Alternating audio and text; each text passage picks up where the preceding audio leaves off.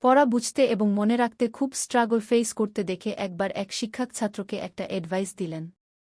তাকে সেই শিক্ষক বলেন, তুমি তোমার পড়ার টেবিলের পাশে একটা খালি চেয়ারে রাখবে এবং যখনই তুমি কোনো কিছু পড়বে মনে করবে সেই খালি চেয়ারে আরও একজন বসে আছে যে তোমার চেয়ে একটু বোকা বা তোমার ছোট।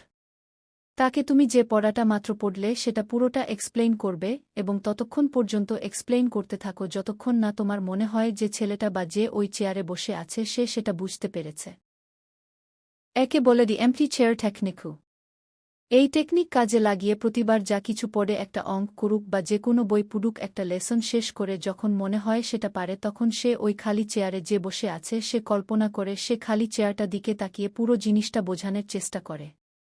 এইভাবে যখন আমরা যা শিখছি তা শিখানোর চেষ্টা করতে শুরু করি তখন পড়াটা পুরোপুরি মাথায় গেঁথে যায় এবং কোনো অংশে আমার দুর্বলতা আছে বা কোনো অংশগুলো আমি পুরোপুরি বুঝতে পারিনি সেটা আমি বোঝাতে পারব।